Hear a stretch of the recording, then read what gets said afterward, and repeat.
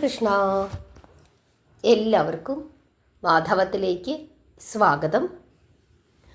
കഴിഞ്ഞ ദിവസം നമ്മൾ പറഞ്ഞു നിർത്തിയത് ഭഗവാൻ ശ്രീകൃഷ്ണൻ ദ്വാരകയിലേക്ക് പോകാൻ തീരുമാനിക്കുന്ന ഭാഗമാണ്. അതായത് തനിക്ക് സ്വന്തമായൊരു നഗരം വേണമെന്നും അതുപോലെ തന്നെ ഇപ്പോൾ താൻ താമസിക്കുന്ന മധുരയുടെ യഥാർത്ഥ അവകാശികൾ കംസൻ്റെ പുത്രന്മാരാണ്, അതവർക്ക് തിരിച്ചു കൊടുക്കണം എന്നുള്ള ചിന്തയിലാണ് തനിക്ക് വേണ്ടി ദ്വാരക എന്ന ഒരു നഗരം സൃഷ്ടിക്കണം എന്ന് ഭഗവാൻ തീരുമാനിക്കുന്നത്.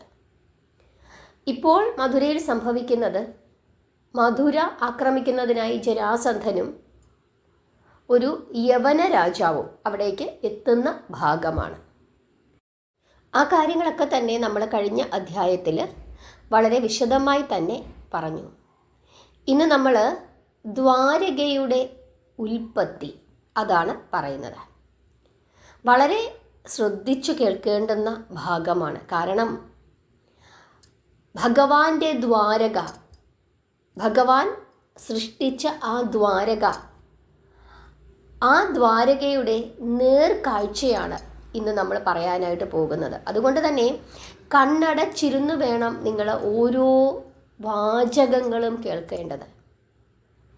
അത് കേൾക്കുമ്പോൾ ആ ദ്വാരകയിലെ ഓരോ തൂണും നിങ്ങളുടെ മനസ്സിലേക്ക് ഇങ്ങനെ കടന്നു വരണം. നിങ്ങൾ ആ ദ്വാരകയിൽ നിൽക്കുന്നതായി, അവിടെ നിങ്ങൾ താമസിക്കുന്നതായി നിങ്ങളുടെ മനസ്സിലേക്ക് ആ ചിന്തയാണ് കടന്നു വരേണ്ടത്. ഹരേ കൃഷ്ണ. പടിഞ്ഞാറേ സാഗരത്തിൽ കുശസ്ഥലി എന്ന ഒരു ദ്വീപും അതിലേക്ക് വൻകരയിൽ നിന്നും കടക്കുവാൻ 1 യോജന ദൈർഘ്യമുള്ള ഒരു പാലവും ഉണ്ടായിരുന്നു. കാലാന്തരത്തിൽ ആ ദ്വീപ് ഒരു മനോഹര നഗരിയായി രൂപം പ്രാപിച്ചു. അതിൻ്റെ അധിപനായിരുന്ന ആനർത്ത എന്ന രാജാവും സമുദ്രത്തിൻ്റെ ദേവനായ വരുണനും തമ്മിൽ ഒരു കലഹമുണ്ടായി. അതിൻ്റെ ഫലമായിട്ട് വരുണൻ ആ നഗരം മുഴുവനും സമുദ്രത്തിൽ മുക്കിക്കളഞ്ഞു. നിങ്ങൾക്ക് മനസ്സിലായോ? അതായത് ശ്രദ്ധിച്ചു കേട്ടുകൊള്ളണം, ഞാൻ ഒന്നുകൂടി പറഞ്ഞു തരാം. പടിഞ്ഞാറേ കടലിൽ കുശസ്ഥലി എന്ന ഒരു ദ്വീപുണ്ടായിരുന്നു. ആ ദ്വീപിലേക്ക് കടക്കുന്നതിനായിട്ട് 1 യോജന ദൈർഘ്യമുള്ള ഒരു പാലമുണ്ടായിരുന്നു. കാലാന്തരത്തിൽ ആ ദ്വീപ് ഒരു മനോഹര നഗരമായി രൂപം പ്രാപിച്ചു. ആ നഗരത്തിൻ്റെ അധിപനായിരുന്നു ആനർത്ത എന്ന രാജാവ്. ഈ രാജാവും സമുദ്രത്തിൻ്റെ ദേവനായ വരുണനും തമ്മിൽ കലഹമുണ്ടാവുകയും അതിൻ്റെ ഫലമായിട്ട് വരുണൻ ആ നഗരം മുഴുവനും സമുദ്രത്തിൽ മുക്കിക്കളയുകയും ചെയ്തു. അത് ഉയർത്തി, അതായത് ആ നഗരം ഇപ്പോൾ സമുദ്രത്തിൻ്റെ അടിയിലാണ്. ആ നഗരം ഉയർത്തി അവിടെ ഒരു പുതിയ നഗരം സൃഷ്ടിക്കുവാനാണ് ഭഗവാൻ തീരുമാനിച്ചിരിക്കുന്നത്. ശത്രുക്കൾ ആരെങ്കിലും ആ പാലത്തിൽ ഒന്ന് ചവിട്ടിയാൽ അതുടനെ തന്നെ വെള്ളത്തിൽ താഴ്ന്നു പോകും. അങ്ങനെയൊരു ശാപദോഷവും ആ പാലത്തിനുണ്ട്. അതുകൊണ്ട് തന്നെ അവിടെ ഒരു നഗരം സ്ഥാപിച്ചാൽ ശത്രുക്കളുടെ ശല്യം ഉണ്ടാവുകയില്ല. ഈ കാര്യങ്ങളൊക്കെ ചിന്തിച്ചു ആര്? കൃഷ്ണൻ. തൻ്റെ ആഗ്രഹം കൃഷ്ണൻ ജ്യേഷ്ഠനായ രാമനെ അറിയിക്കുന്നു. അത് കേട്ടപ്പോൾ രാമനും വലിയ സന്തോഷമായി. പെട്ടെന്ന് തന്നെ 2 പേരും കൂടി നേരെ അവിടേക്ക് പുറപ്പെട്ടു. അങ്ങനെ കടലിൻ്റെ തീരത്ത് എത്തിച്ചേർന്ന കൃഷ്ണൻ വരുണനെ മനസ്സിൽ ധ്യാനിക്കുന്നു. ഉടൻ തന്നെ വരുണൻ പ്രത്യക്ഷപ്പെടുന്നു. കൃഷ്ണൻ തൻ്റെ ആഗ്രഹം വരുണനെ അറിയിക്കുന്നു. ഉടൻ തന്നെ അദ്ദേഹം ആ ദ്വീപിനെയും ആ ദ്വീപിലേക്ക് കടന്നു ചെല്ലുവാനുള്ള ആ പാലത്തിനെയും മൂടിക്കിടന്ന വെള്ളം മുഴുവനും പിൻവലിക്കുന്നു. അങ്ങനെ ആ ദ്വീപും ആ പാലവും ഒരു കരയായി തീരുകയും ചെയ്തു. അങ്ങനെ കൃഷ്ണൻ രാമനും ഒരുമിച്ച് ആ പാലത്തിൽ കൂടി നടന്ന് ആ ദ്വീപിൽ പ്രവേശിക്കുന്നു. ദേവശില്പിയായ വിശ്വകർമാവിനെ മനസ്സിൽ ചിന്തിക്കുകയാണ് കൃഷ്ണൻ. പെട്ടെന്ന് തന്നെ ദേവശില്പിയായ വിശ്വകർമാവ് അവിടെ പ്രത്യക്ഷപ്പെടുന്നു. എന്നിട്ട് തൊഴുതുകൊണ്ട് ചോദിക്കുകയാണ്, അല്ലയോ ഭഗവാനെ, ഞാൻ എന്താണ് അവിടുത്തേക്ക് വേണ്ടി ചെയ്യേണ്ടത്? വിശ്വീകനാഥനായ ഭഗവാൻ വാസുദേവൻ വിശ്വകർമാവിനോട് തൻ്റെ ആഗ്രഹം പറയുകയാണ്. ഉടൻ തന്നെ ഒരു നല്ല മംഗളമുഹൂർത്തം നോക്കി ദേവശില്പി നഗരം നിർമ്മിക്കുന്നതിനുള്ള ജോലി ആരംഭിക്കുന്നു. 10 യോജന നീളവും 10 യോജന വീതിയും ഒത്തിണങ്ങി സമചതുരാകൃതിയായ ആ മനോഹര മരതക ദ്വീപിനു ചുറ്റും ഉയർന്ന കരിങ്കൽ കോട്ടയും അതിനുള്ളിൽ 4 സ്വർണ്ണ ഗോപുരങ്ങളോട് കൂടിയ 7 ഉപദുർഗങ്ങളും അങ്ങനെ 28 കമനീയ കാഞ്ചന ഗോപുരങ്ങളും ആ ഗോപുരങ്ങളുടെ മുകളിൽ നവരത്ന നഖചിതങ്ങളായ രമണീയ മണിമകുടങ്ങളും ശില്പചാരുത തികഞ്ഞ അനവധി മണിഹർമ്മ്യങ്ങളും മറ്റു ഗ്രഹങ്ങളും രത്നവിരാജിതങ്ങളായ രമണീയ രാജമന്ദിരങ്ങളും ഇന്ദ്രനീലക്കല്ലുകളാൽ പടുത്തുയർത്തപ്പെട്ട ഉന്നത രമ്യ സൗധങ്ങളും മണിമണ്ഡപങ്ങളും അങ്കണങ്ങളും നൃത്തശാലകളും കേളീഗൃഹങ്ങളും സ്നാനഘട്ടവും വിസ്താരമേറിയ ഭോജനശാലകളും അതിനനുസരിച്ചിട്ടുള്ള മന്ത്രിമന്ദിരങ്ങളും ആനപ്പന്തികളും കുതിരപ്പന്തികളും രഥശാലകളും ഭടജനവാസമന്ദിരങ്ങളും വീഥികളും രാജപാതകളും ബ്രാഹ്മണാലയങ്ങളും കുളങ്ങളും പൂങ്കാവനങ്ങളും ആ പൂങ്കാവനങ്ങൾക്ക് ഭംഗി നൽകുന്ന വൃക്ഷലതാദികളും പൂവനങ്ങളും ഭഗവാന് ഇരിക്കുവാനുള്ള 7 നിലയുള്ള സ്വർണ്ണ മാളികയും ആസ്ഥാന മണ്ഡപവും കാര്യവിചാര മണ്ഡപശാലയും മനോഹരമായ സഭാതലവും അന്തഃപുര മണിമന്ദിരങ്ങളും തളങ്ങളും സ്വർണ്ണ കൊടിമരങ്ങളും ഇങ്ങനെ 100,000 ശില്പങ്ങൾ, ചൈതന്യ ശില്പങ്ങൾ വിശ്വകർമാവ് അരയാമം കൊണ്ട് ചമയ്ക്കുകയാണ്. ഭഗവാന്റെ മായാവൈഭവത്തിലാണ് അവയെല്ലാം ഇത്ര വേഗം ഉണ്ടായത് എങ്കിലും ലോകത്തിന്റെ സൃഷ്ടിയിൽ ഇതെല്ലാം വിശ്വകർമാവ് ചെയ്തു എന്ന് മാത്രം. ഹരേ കൃഷ്ണ. അങ്ങനെ ദ്വാരക എന്ന ആ പുണ്യനഗരി വിശ്വകർമാവ് സൃഷ്ടിക്കുകയാണ്.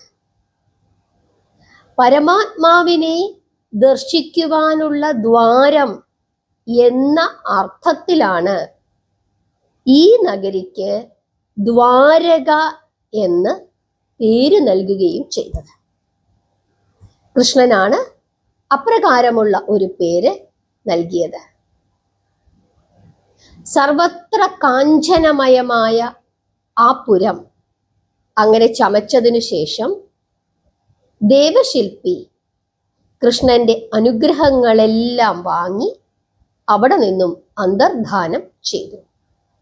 അതിനുശേഷം കൃഷ്ണൻ ജ്യേഷ്ഠനും ഒരുമിച്ച് മധുരയിൽ വന്നിട്ട് അവിടെയുള്ള സ്ത്രീകളെയും പുരുഷന്മാരെയും കുട്ടികളെയും ഉൾപ്പെടെ സർവ യാദവന്മാരെയും ചതുരംഗ സേനാ സമൂഹത്തെയും സ്വർണങ്ങളും രത്നങ്ങളും അടങ്ങിയ ഭണ്ഡാരങ്ങളെയും ആരുമറിയാതെ ഗൂഢമായി രാത്രിക്കു രാത്രി ദ്വാരകയിലേക്ക് രഥങ്ങളിൽ കയറ്റി അയച്ചു.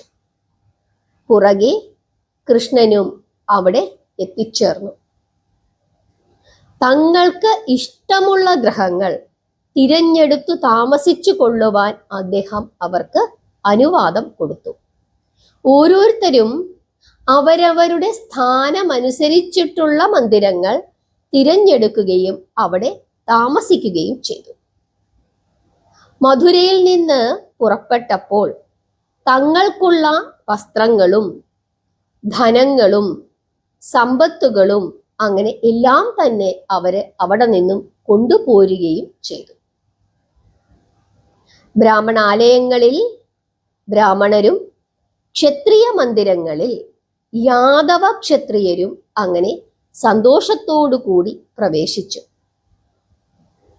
ഹരിപുരം കണ്ട് ഭക്തിപൂർവം ഇന്ദ്രൻ മറ്റുള്ളവർക്ക് അദൃശ്യനായി അവിടെ പ്രത്യക്ഷപ്പെടുകയും പാരിജാതത്തിന്റെ സുഗന്ധമുള്ള ദേവസഭാതലം സുധർമ്മ എന്ന ദേവസഭാതലം ദേവകീപുത്രന് പാരിതോഷികമായി ഇന്ദ്രൻ നൽകുകയാണ്.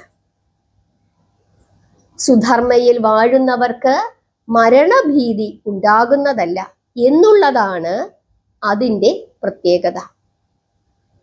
അവിടെ വരുണൻ പ്രത്യക്ഷപ്പെടുന്നു. വരുണൻ വായുവേഗതയുള്ള 1000 വെള്ളക്കുതിരകളെയും ദിക്പാലകനും ഭക്തനുമായ വൈശ്രവണൻ 8 ഭാരം നിധിയും പാരിതോഷികമായി ഭഗവാന് സമർപ്പിക്കുന്നു.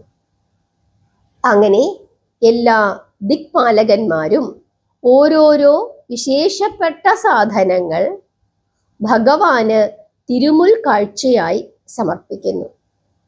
എല്ലാം സ്വീകരിച്ച് എല്ലാവരെയും അനുഗ്രഹിച്ച് അയച്ചതിനു ശേഷം കൃഷ്ണൻ ഒന്നും അറിയാത്ത മട്ടിൽ ദ്വാരകയിൽ നിന്ന് എവിടേക്ക് മടങ്ങി വരുന്നു? മധുരയിലേക്ക് മടങ്ങി വരുന്നു. ആ സമയം യവനൻ മധുരയിൽ അവന്റെ 5 ലക്ഷം പടയുമായി അവിടെ എത്തിച്ചേർന്നിരുന്നു. ഹരേ കൃഷ്ണ. ഇവിടെ ദ്വാരക എന്ന നഗരം സ്ഥാപിക്കുകയും ആ നഗരം അതിനു മുമ്പ് എന്തായിരുന്നു എന്നുള്ളതും ദ്വാരകയിലേക്ക് കടക്കുന്ന ആ പാലത്തിന്റെ പ്രത്യേകത എന്താണെന്നും അതിനു മുമ്പ് ആ നഗരത്തിന്റെ പേരെന്തായിരുന്നുവെന്നും എങ്ങനെയാണ് ആ നഗരം, ആ ദ്വീപ് സമുദ്രത്തിന്റെ അടിയിൽ പെട്ടുപോയത് എന്നും പിന്നീട് എങ്ങനെ ദ്വാരകയായി അത് രൂപം പ്രാപിച്ചുവെന്നും ആരാണ് ദ്വാരക ഈ വിധത്തിൽ നിർമ്മിച്ചത് എന്നും ഭഗവാൻ യാദവരെ മുഴുവനും ദ്വാരകയിലേക്ക് കൊണ്ടുവരുന്നതും അതിനുശേഷം ഇന്ദ്രന്റെയും വരുണന്റെയും ഒക്കെ സമ്മാനങ്ങൾ സ്വീകരിക്കുന്നതും അങ്ങനെ തൻ്റെ ജനങ്ങളെ എല്ലാവരെയും സമാധാനമായി സ്വസ്ഥമായി ദ്വാരകയിൽ താമസിപ്പിച്ചതിനു ശേഷം ഭഗവാൻ തിരിച്ച് മധുരയിലേക്ക് എത്തിച്ചേരുന്നതും വരെയാണ് ഇന്ന് നമ്മൾ പറഞ്ഞത്. ആ സമയത്ത് അവിടെ യവനൻ യുദ്ധം ചെയ്യാനായി വന്നിട്ടുണ്ട്. പിന്നീട് എന്ത് സംഭവിച്ചു എന്നുള്ളതാണ് നമ്മൾ നാളത്തെ ദിവസം നോക്കുന്നത്. ഇന്ന് നമ്മൾ ഈ കാര്യങ്ങളെല്ലാം നമ്മുടെ മനസ്സിൽ വെച്ച് നമ്മൾ പഠിക്കണം. എങ്ങനെയാണ് ദ്വാരകയിലേക്ക് എത്തിച്ചേർന്നത്? ദ്വാരക ഇതിനു മുമ്പ് എന്തായിരുന്നു? ദ്വാരക എന്ന നഗരത്തിന് എന്തുകൊണ്ടാണ് ആ പേര് കിട്ടിയത് എന്നുള്ള കാര്യം. എന്തുകൊണ്ടാണ്? പരമാത്മാവിനെ ദർശിക്കുവാനുള്ള ദ്വാരം എന്ന അർത്ഥത്തിലാണ് ആ പുരത്തിന് ദ്വാരക എന്ന നാമം കിട്ടിയത് എന്നുള്ള കാര്യവും നമ്മൾ ഓരോരുത്തരും മനസ്സിലാക്കേണ്ടതാണ്. 2-3 തവണ ആവർത്തിച്ച് നിങ്ങൾ കേൾക്കണം. ആ മനോഹരമായ നഗരം നിങ്ങളുടെ മനസ്സിലേക്ക് നിങ്ങൾ ഇങ്ങനെ കൊണ്ടുവരണം. 7 നിലയുള്ള ആ മാളിക, ആ സുവർണ മാളിക, ആ മാളിക, മനോഹരമായ പൂന്തോട്ടങ്ങൾ, കുളങ്ങൾ, വിശ്രമശാലകൾ, ബ്രാഹ്മണർക്ക് താമസിക്കുവാനുള്ള കെട്ടിടങ്ങൾ, ക്ഷത്രിയർക്ക് യാദവർക്ക് താമസിക്കുവാനുള്ള കെട്ടിടങ്ങൾ, മന്ത്രിമാർക്ക് താമസിക്കുവാനുള്ള കെട്ടിടങ്ങൾ, വലിയ രാജസദസ്, ഭക്ഷണശാലകൾ, മനോഹരങ്ങളായ വീഥികൾ, പൂന്തോട്ടങ്ങൾ, കുളങ്ങൾ, ആരാമങ്ങൾ, അങ്ങനെ എല്ലാം, അതിഥികൾക്ക് താമസിക്കുവാനുള്ള മന്ദിരങ്ങൾ, അന്തഃപുര മണിമാളികകൾ, ഇവയെല്ലാം തന്നെ നിങ്ങളുടെ മനസ്സിലേക്ക് വരണം. ദ്വാരക, ചുറ്റി നിൽക്കുന്ന വലിയ കോട്ടവാതിൽ, ദ്വാരകയിലേക്ക് എത്താനുള്ള ആ വീതിയുള്ള ആ പാത, ശത്രുക്കൾ കടന്നു വന്നു കഴിഞ്ഞാൽ ആ പാത വെള്ളത്തിന്റെ അടിയിലേക്ക് താന്നു പോകും. ആ രീതിയിലുള്ള പാതയാണ്. അങ്ങനെ ആ ദ്വാരക നിങ്ങളുടെ മനസ്സിലേക്ക് ഇങ്ങനെ കടന്നു വരണം. ഇപ്പോൾ കൃഷ്ണൻ എവിടെയാണ്? തന്റെ ജനങ്ങളെ എല്ലാം സ്വസ്ഥമായി താമസിപ്പിച്ചതിന് ശേഷം ഇപ്പോൾ കൃഷ്ണൻ മധുരയിലാണ്. ഇനി എന്ത് സംഭവിച്ചു? അതാണ് നമ്മൾ അടുത്ത ദിവസം നോക്കുന്നത്. അതിനുവേണ്ടി എല്ലാവരും കാത്തിരിക്കണം. നിങ്ങൾക്ക് മനസ്സിലാകുന്നുണ്ടോ? നിങ്ങളുടെ മനസ്സിലേക്ക് ഈ കാഴ്ചകളൊക്കെ കാണാനായിട്ട് സാധിക്കുന്നുണ്ടോ? എല്ലാവരും നിങ്ങളുടെ അഭിപ്രായങ്ങൾ പറയുക, നാമം ജപിക്കുക, പ്രാർത്ഥിക്കുക. നാളെ ആരൊക്കെ ഭഗവാന്റെ കൂടെ തിരിച്ച് മധുരയിലേക്ക് പോകുന്നുണ്ട് എന്നുള്ള കാര്യം കൂടി കമന്റ് ഇടുക. എല്ലാവരെയും സർവേശ്വരൻ അനുഗ്രഹിക്കട്ടെ. ഹരേ കൃഷ്ണ.